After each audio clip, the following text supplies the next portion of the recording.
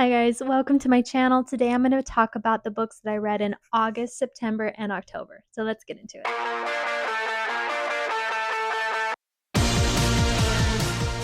Now, I hate using this little tiny mic. I think that these little mics from like the TikTok shop you see on Amazon, they're so inexpensive. I think they're good for short videos on your phone.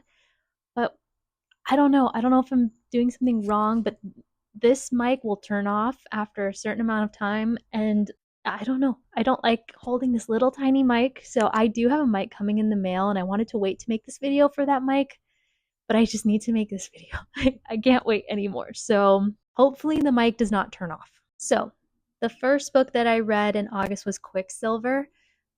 I really liked this book. I gave it 5 stars. It is a romantasy by Callie Hart. I thought that the magic system was interesting. I liked the romance in it, and I am kind of picky about romance, like romantasies, so I liked it, but I'm going to read the book description is really long, but we're following I hope I'm saying her name right. Ceres Fane. She's 24 years old. She has powers that no one knows about. Her and her brother live in like the desert, and there's like no water. Water is like rationed to them, and she's been stealing water. And it says when Ceres comes face to face with death itself, she inadvertently reopens a gate between realms and is transported to a land of ice and snow. The Fae have always been the stuff of myth, but it turns out they're real, and Ceres has landed herself right in the middle of a centuries-long conflict that might just get her killed. I liked it. I thought it was a very fun read. I do want the physical copy. I kind of want to wait for a different cover though. There have been 2 covers that I've seen so far, and the very first one is like no longer in print. Now we have the one that has the face with the silver tear. I want a different one, so I'm just gonna wait and see if another one comes out because it's not my favorite cover. But I really liked learning about the Quicksilver. I liked the magic system. I like our female and male main characters. I thought it was good. I gave it 5 stars, and that's the first book that I read. Okay, the second book that I read was Home Before Dark by Riley Sager. I'm so confused about this book because I have no memory of what happened in this book. I gave it 4 stars, but I don't remember why. Like, I need to reread this book because I don't remember anything that happened in this book. Like, it's the strangest feeling. I have read other Riley Sagers that I didn't really like, and I remember those books, and I gave this 4 stars for a reason. So let's look at the synopsis of this book because I just really don't remember. Okay, I just read the synopsis. I remember. Now, it was just so weird. Like, it did not make a very big impression on me at all for me to forget this. But there's this family that moves into this house, and after 3 weeks of living there, they leave. And her father, the little girl's father, he writes a book about the house and horrible things that happened in that house. And the town is not happy that they've become famous. This town has become so famous because of his book. She is now older, it's 25 years later, and she goes back to the house. She's going to renovate it so that she can sell it, and she's like a house flipper. And she wants to know if what happened in the book that her dad wrote is true or not, because no one will tell her, and she was too young to remember. I remember it. Oh my gosh, that was so weird. So I gave it 4 stars. There are better Riley Sagers. Now remembering what I read and obviously forgot all about it, there are better Riley Sagers. But that's the second book that I read. Then I read The Measure, which I've talked very thoroughly about in another vlog where I read 5 books in 5 days. I love The Measure. I'll just kind of keep it brief. It is so good. One of my top books of the year. It made me cry. It talks about the measure of your life. What would you do if you knew how much time you had left? We're following multiple POVs of people that either know when they're going to die or refused to know, but how does that change your life when you could know when you were going to die? It's so, so interesting. I love the concept of this book. I want a physical copy. I do hate the cover, but it's a really, really, really good book, and it made me cry. I don't know if I already said that, but I read that book for a reading vlog. I also read Normal People by Sally Rooney. Again, won't talk too much about it, but I liked this book too. I gave it 4 stars. It is a contemporary fiction. I want to read more Sally Rooney. I liked this book. I was very frustrated with her characters, but I liked it. I did get the UK edition of this book because I do not like the US edition. So I got the edition that I wanted. It took me forever to find. I found it in Scotland. But yeah, I liked it. I gave it 4 stars, and I already have some Sally Rooney books like downloaded, ready to listen to. I did listen to it because I know Sally Rooney has like a weird format that I don't know that I like. So I'd rather listen to her books. Then I read The Midnight Library, which was also a part of that vlog. This book had me sobbing. I was reading the book and I had to close it and like tell Tyler all about it, and I was crying, and then I would start reading again and I started crying again. Like, you know, those books that you read that you just feel were just like written for you. That is how I felt. Like, this author wrote specific things in that book for me. And if I think about that book too much, like I get emotional. It was such a good book. It's like It's a Wonderful Life, but even better. It's about this woman who opts out, and in between life and death, there is a library that she goes to. And every book has a different reality that she can choose, a different version of her life depending on which decisions she made in her life. So if she chose to be in a relationship with this person, or took this job, or pursued this career, like stuff like that, she can choose a book that, oh man, I'm having a hard time saying this. She can choose which reality she wants to live in, and if she's content there, then she can stay. But you can like go through so many different lives, and each life she discovers things that she likes, things that she doesn't like. It's a really, really good book. I think everyone should read this book. I loved it. Obviously gave it 5 stars, and then again, another like favorite of the year. Then I read Klara and the Sun. This is a dystopian sci-fi. I gave this 3.75 stars. I liked it. I liked Klara. I liked the ending. I again talked about this in the vlog, but it was eerie, and just something about the book just kind of made me feel, and it's the people in the book. Which is the point of the book. Like, this AI doll is discovering that not all people are good, and I thought it was a good book, but just wasn't my favorite. But we really liked our AI doll protagonist. I keep trying to make sure that my mic doesn't turn off. Then I read Animal Farm by George Orwell. It's a dystopian classic. I gave this 4 stars. I liked it. There were parts that like made me laugh out loud. This is talking about power, corruption, and the power of language. It's a political allegory. I liked it. Very short read. I feel like it's a good classic that everyone has read, and I also wanted to read. Then I read Fall of Ruin and Wrath by Jennifer L. Armentrout. If you follow me on here, you know that I keep giving Jennifer L. Armentrout second chances over and over again. I bought this a long time ago, and since then have read other Jennifer L. Armentrout. I would not have bought this book after reading other books by her. This is just a lot of spice. There is really no world building. The magic system, like, it's just not my kind of book. I like books that have fantasy romance as a subgenre, or my books don't even have to have like romance in them all the time. This is just all romance and icky. So I did not like this book. I gave it 2 stars. I really thought I was gonna love it, and her books are mostly misses for me. I don't like most of her books, so I need to stop giving her second chances.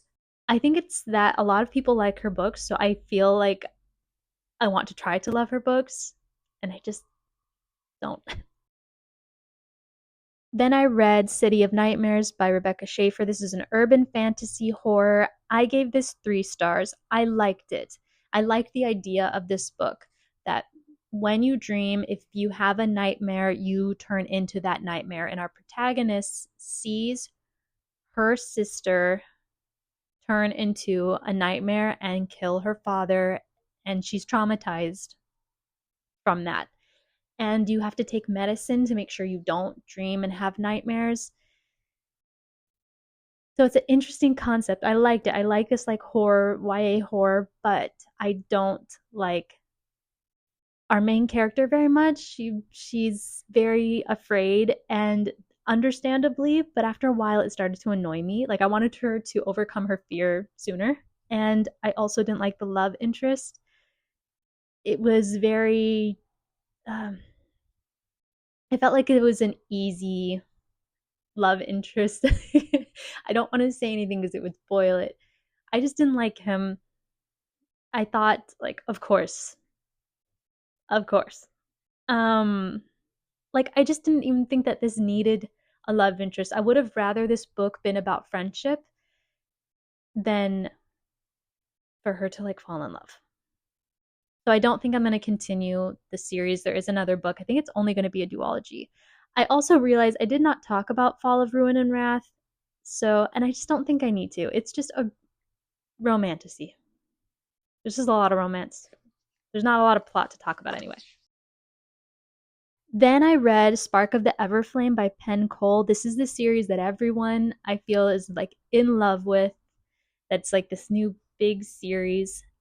Okay, this is a romantasy, and I do like the romance within this book. It's not doesn't go too far. It's not gross. I like our main character. I like that she's a healer and she really cares about people. I like the love interest and like this kind of like a messy situation with like it's not like just insta lovey and everything is perfect. It's complicated. That's the word I'm looking for. So we're following Diem. I think that's how you say her name. Diem an has an unexpected opportunity to enter the dark world of this descended royalty and unlock the web of mysteries her mother left behind. With the dying king's handsome mysterious heir watching her every move, and the ruthless mortal alliance recruiting her to join the growing civil war, Diem will have to navigate the unwritten rules of love, power, and politics in order to save her family and all mankind. I like the politics within these books. I liked it. I just didn't love it. That's how I feel about the books that I've read in this series so far. That they're good. They're just not like, oh my god, this series is so amazing. Like I keep seeing on TikTok. But I gave it 4 stars. Then I read The Games God's Play by Abigail Owen. This is a fantasy mythology, urban fantasy. In this book, we have games, I think, that happen every 100 years. Each god of Olympus? Yeah. Chooses a champion to fight in these games. It's like Percy Jackson meets the Hunger Games. And Hades is going to compete this year, which he has like never competed. And there's a reason why he hasn't. But he chooses a champion. She's this thief, and he chooses her, and she is participating in these games. I liked the idea of this book. I like the mythology. I like the idea of the games, and some of the competitions were interesting. My issue with this book is that I did not like our main character. She was not competitive enough. I'm a very competitive person.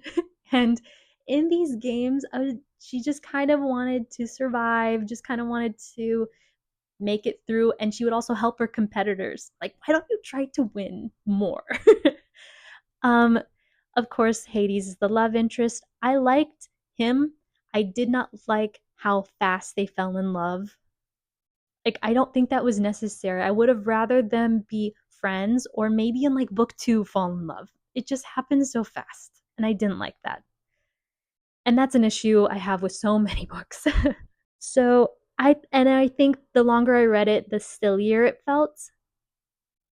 I liked and oh, okay, and I also wish that some of the competitions like the games, they would have lasted longer. Like that's I love when books have competitions within them and I wish that they would have just been longer.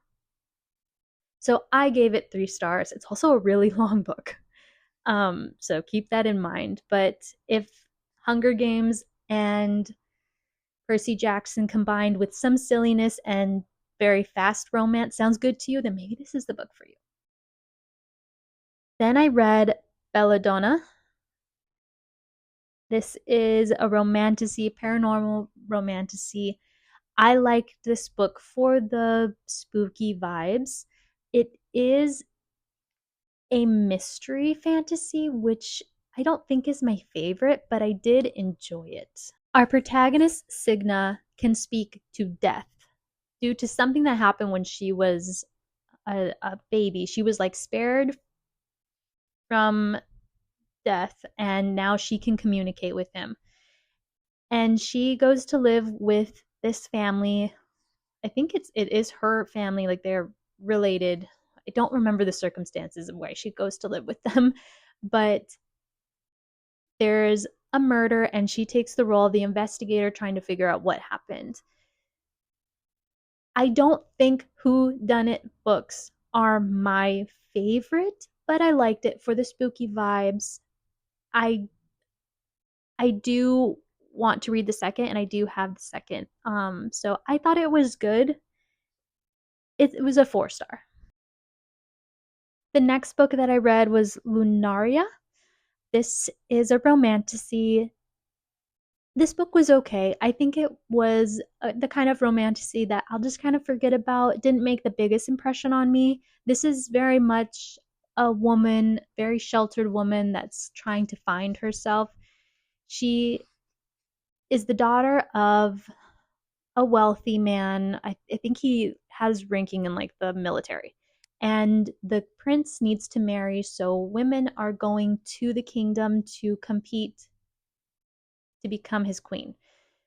And that's what she wants very badly. It is a love triangle. I don't just like remember a whole ton about this book. I thought it was cute. I thought it was okay, but I don't know that I'm going to continue with this series. I do think that this is a loved series. Like I think I've heard good things about this. Maybe one day I'll read the second book, but I just didn't think after reading the first like I had to go into the second. That's not how I felt. But I did like the love triangle aspect of this book. I thought that was interesting.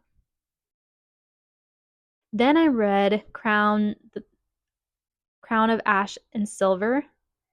This is a romantasy. I did not like this. I gave it 2 stars.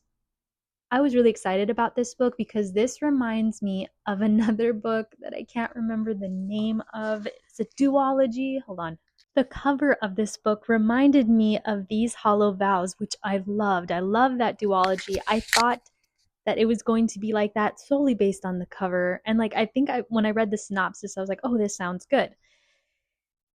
No, it was not good. I did not like our characters. They annoyed me. The magic system wasn't as cool as I thought it was going to be. After striking a deal with a slimy merchant, Aurelie Kane's life is forever changed. I think I'm saying her name wrong. Traded to the Fae to maintain peace between the two realms, she finds herself thrust into a world of myth and chaos. When her captor has plans to sell her hand in marriage in exchange for his own personal gain, she must decide whether she will sit and wait or stand and fight, seeking anything that will get her out of this arrangement. One thing reigns true: despite the chaos that surrounds the Winter Court, King had returned from the ashes, and he would burn for her even if it meant losing the throne he desired more than anything.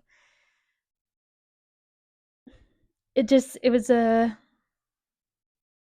typical she falls in love with her captor kind of book, and I didn't like it. So I will not be continuing the series, which is a shame because the cover looks so cool. Then I read a really good book. I read Intercepts by TJ Payne. This is a horror thriller. Oh my god, it's so good. Joe works at a facility that performs human experimentation. His work just followed him home. The government wanted to unlock hidden abilities in the human mind.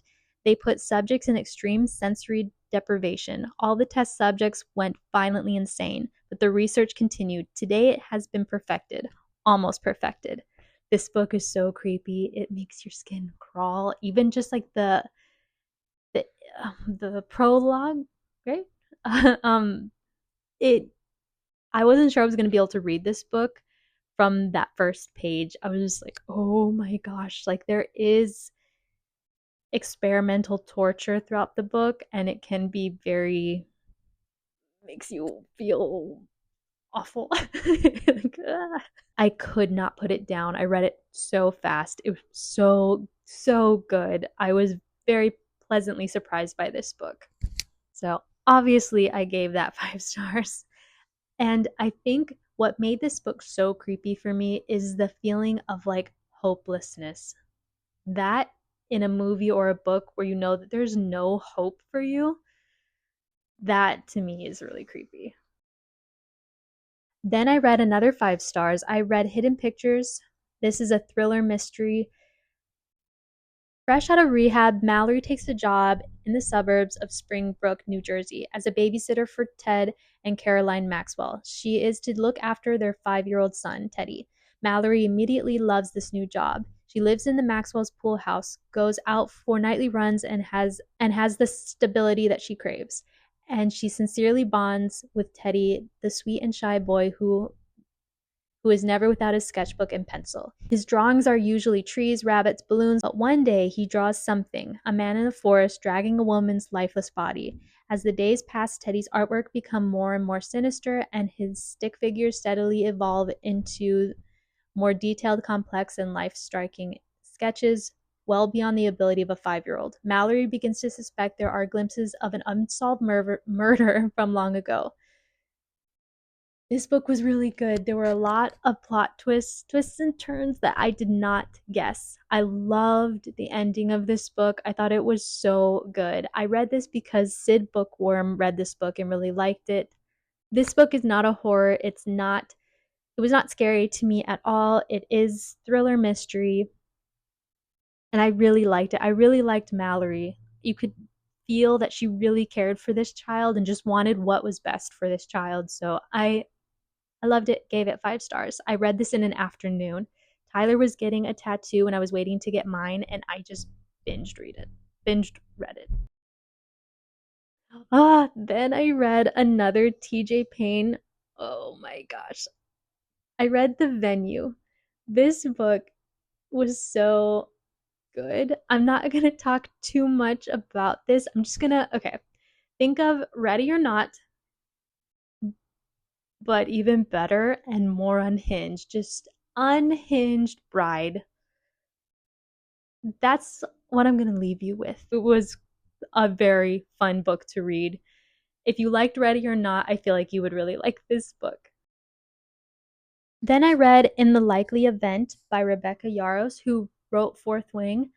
I saw this book on Kindle Unlimited and was curious to read something else by her because I love Fourth Wing. And the description of this book, this this book is good. It's a military romance. I'm not a romance person. I'm not a very big romance reader, but this has action in it because it does take place like in a war zone, and there was enough action, enough going on that it wasn't boring to me because I think a lot of the times romances can be boring. I like romance as a subgenre, but I liked this book. When Izzy Astor gets on a plane to go home, she isn't expecting much. It's the usual holiday travel experience: busy, crowded, stressful. Then she spots her seatmate, who is anything but ordinary. Nate. Nate sports dark hair, blue eyes, and a deliciously rugged charm that Izzy can't resist. Their connection is undeniable. Izzy never believed in destiny before, but she does now. Just 90 seconds after takeoff, their plane goes down in the Missouri River.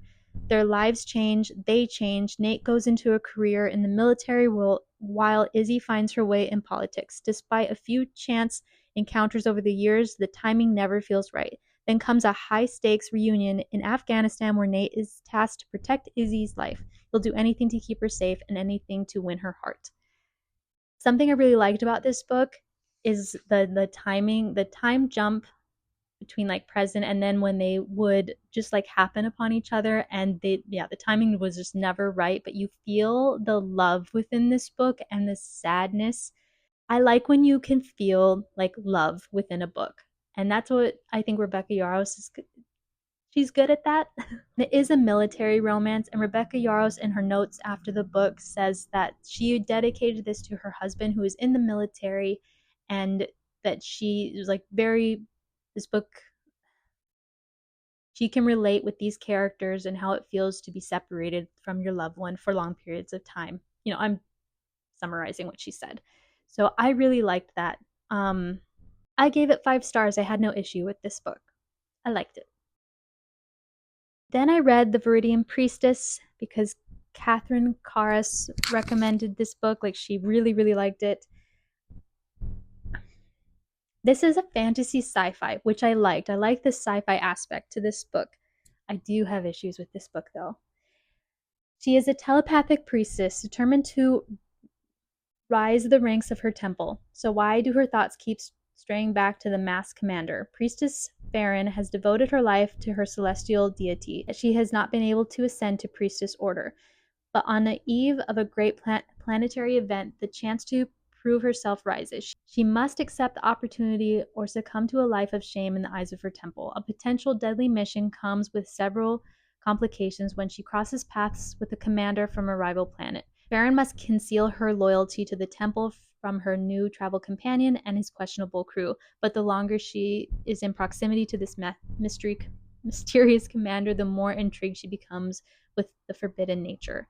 As the threat of common enemies closes in, Farron finds solace in the commander. While working together in the hope of saving their people, they forge a profound connection that tethers them in unexpected ways. This book talks a lot about religion, religious rules, and religious guilt, religious punishment, which I found interesting. I don't like the love. She falls in love with him so fast. Like, they've known each other for a few days and they're telling each other they love each other. They don't even know each other. And his name is Commander 99. And throughout the book, that is what he is referenced at. We don't know his name. Even though they're in love, she doesn't know his name. That bothers me. But I liked her. I liked the sci-fi aspect to it and like the different planets and stuff. But I had issues with that.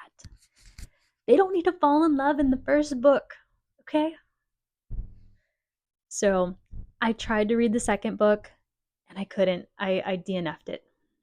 I don't know that I will go back to it, but those are the issues I had with the book. Then I read Glow of the Everflame, which is the second book. I gave this one 4 stars as well. I liked it. I liked the politics that were in this book. I'm not going to talk too much about the book because then that would spoil the first book. But something about this series, I just don't love it. And I tried to read the third and I DNF'd it. I don't think it is as great as everyone says. I think it's just good. Like, I want to love it, but I don't. But if you're looking for a romantasy that has like good plot, good romance, we like our characters, and there's politics within it, then it's a good book. That's what I'm trying to say. It's a good book. I just don't think that they're great.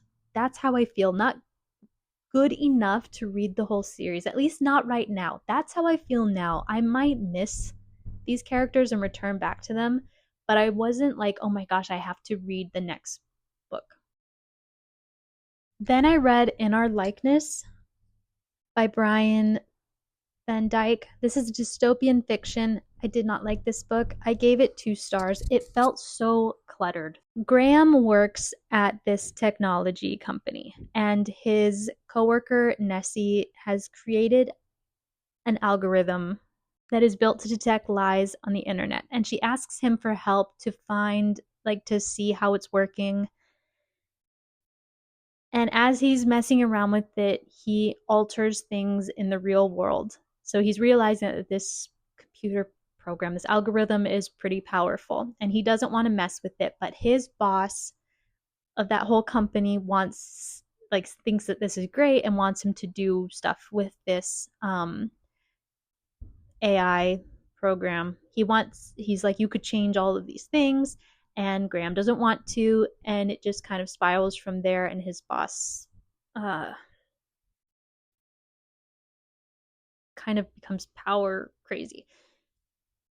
I just didn't like it. I thought that the AI concept was really creepy. Like, I thought it sounded really interesting. It just, like I said, it just felt cluttered. That's the best word I could use to describe this book, and wasn't worth my time. The last book I'm going to talk about is One Dark Window by Rachel Gillig. I wanted to love this book. I really thought it was going to be like a new duology that I loved, and I had issues with this book. Elspeth needs a monster. The monster might be her. Elspeth? Elspeth? Am I saying that right? Needs more than luck to stay safe in the eerie, mist-locked kingdom of Blunder. She needs a monster. She calls him the Nightmare. It's a spirit trapped in her head. He protects her, he keeps her secrets, but nothing comes for free. They keep saying that over and over again in the book, that the magic system that's used in this book has consequences, which I like. She's thrust into a world of shadow and deception. She joins a dangerous quest to cure Blunder from its dark magic inflicting it. And the highwayman, he just so happens to be the king's nephew. He's the captain. Together they must gather 12 Providence cards, the key to the cure. But as the stakes heighten and their undeniable attraction intensifies, Elspeth is forced to face her darkest secret yet, the nightmare that's slowly taking over her mind, and she might not be able to stop him. I liked the magic system within this book. I thought the cards were interesting, and I like that there are consequences to using the cards. However, I have quite a few issues with this book, and I felt bad having these issues. My first issue is that I did not feel like I could see these characters very well. I wanted more description about these characters. It's a small issue, but I had that issue. Second, I wanted more information about this disease that she's inflicted with. We were given some information, but I wanted more. I also wanted more information about the cards. They're trying to collect 12 cards. I want to know how many cards are actually out there, because there are some cards that are more rare, and those are the cards that they're looking for, these like super rare cards. But then there are cards that seem like a lot of people have them. I want to know how many cards there are. I also want to know the consequences of using the cards, if those side effects become permanent, or if it's like just right after using the card, like the hold that the cards have on people. I wanted to know more about that. So the book just kind of felt incomplete, like I wanted more. Also, of course, they fell in love way too fast. And I didn't like that. Like, why do they? I know it's a duology, but did they have to be in love so fast? No, like, why didn't that wait until the second book? Now, I have heard that the second book is better than the first. I don't know if that is pertaining to the romance. I don't know. But I don't know if I'm going to read the second book. We'll see. I feel like since it's a duology, I should just read the second book, but I'm in no rush right now. I have so many books that I'm like dying to get to that one's just kind of like on the back burner for now. I gave it 3 stars. I did like the gothic aspect to it, the spookiness of it, and I like the cards. there's just too many things I had little issues, but throughout the whole book. If you made it this far and you don't know what to comment, you can comment the 3 little fall leaves emoji, because these are kind of my fall reads. And thank you for watching. I'll see you in the next one. Bye.